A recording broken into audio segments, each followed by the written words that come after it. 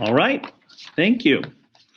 Our fourth speaker is code 4143 with the oration POC Pain. And then can you see me and hear me okay? Sorry, I just gotta check. Cool. So this past summer, my family and I sat down for George Lopez's newest comedy special, We'll Do It for Half. Somehow, my white friend Lisa heard about our premiere and decided to come over. So George was doing his thing, I was doing mine, and then he made a joke about if Trump had asked immigrants to build the wall, we'd probably do it for half the pay. And finish it faster.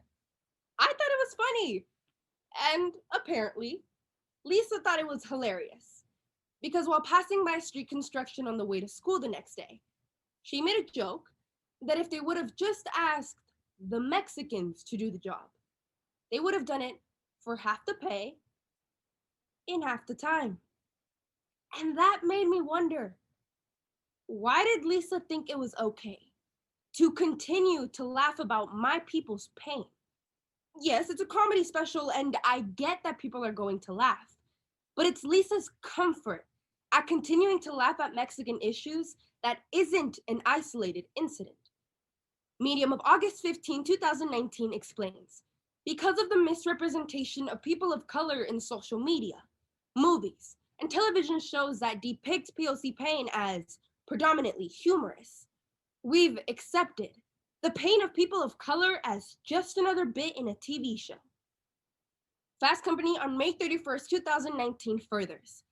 Oftentimes, watching POC pain is based in a comedic or dramatic context, and in doing so, fetishizes POC pain while desensitizing viewers to lived suffering. So let's educate Lisa and help her understand why she thought POC pain was so funny by looking at the 3 ways we consume POC pain on a daily basis, each immediately followed by their own unique solutions. Because it's time we stop conflating POC pain with entertainment and acknowledge that this dichotomous treatment does more harm than good. I don't know who died and made some white folk think they're POC historians and can just hijack our experiences and then tell a watered down version of the truth. But somebody needs to call out these appropriators of pain for what they are. Racist. The entertainment industry has a long history of celebrating POC pain, and their misrepresentation of POC narratives contributes to the negative treatment of marginalized people today. So let's examine it before discussing some solutions. DW News on February 29th, 2019 describes how Hollywood contributes to racially insensitive stereotypes, where the first opportunities for non-white actors were restricted to playing caricatures of themselves, portraying racial stereotypes that are still pertinent today.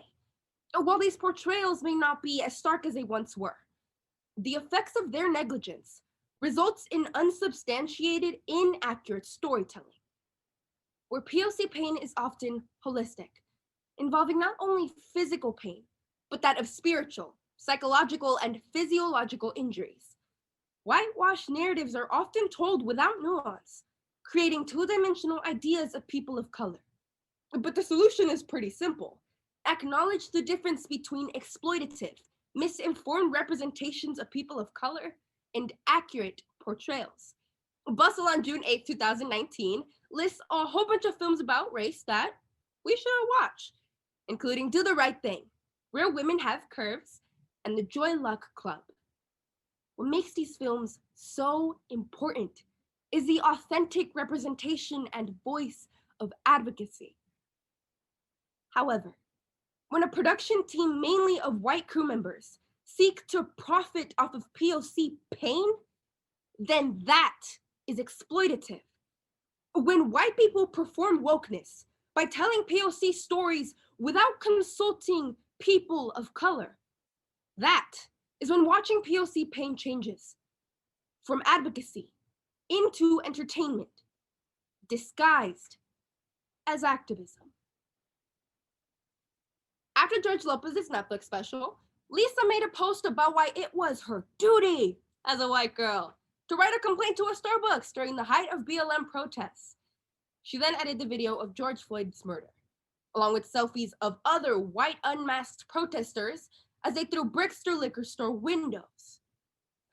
Needless to say, we're no longer friends.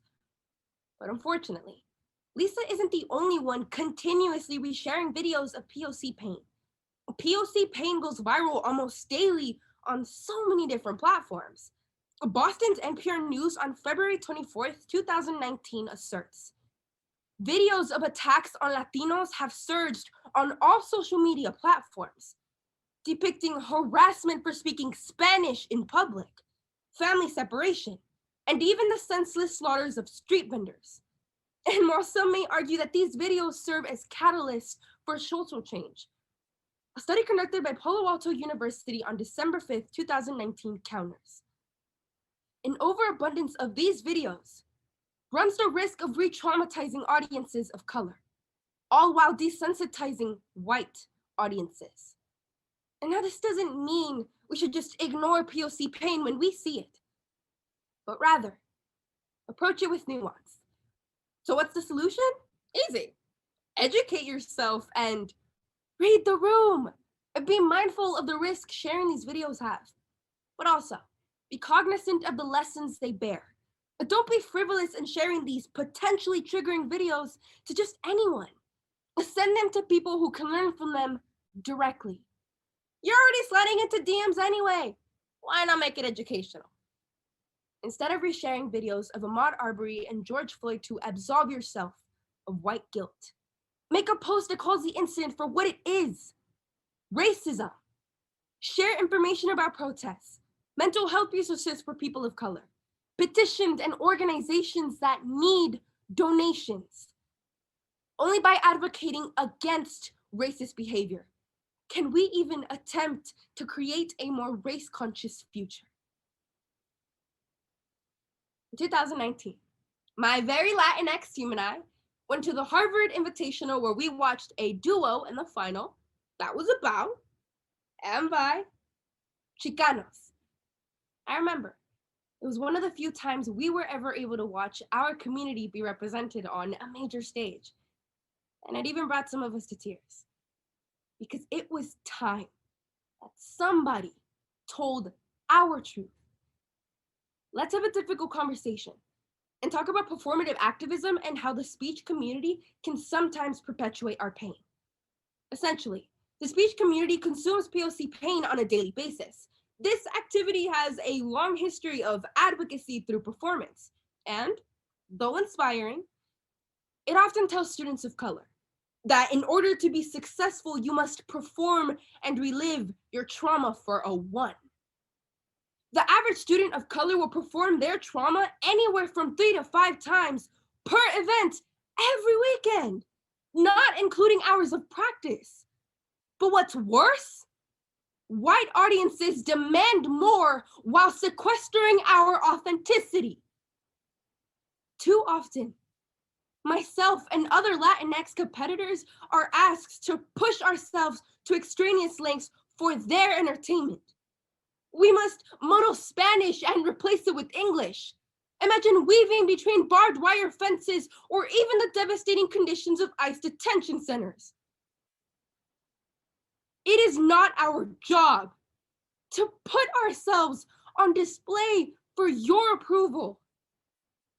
And when we decide to showcase our truth, we are not asking you to validate our voices, but rather listen to our stories as we choose to tell them.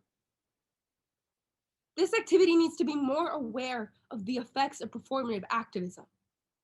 Coaches, it is necessary to check in on students doing potentially triggering literature and ensure that they are doing material that they are comfortable with. Judges, quit telling students of color to deliver more emotion or go harder when the very things you want them to connect to, you will never understand. Audiences, Quit watching and rewatching performances of POC pain without doing anything to prevent that pain in our daily lives. Because while you get to click off, these stories are our realities. And for my POC performers, let's start celebrating who we are.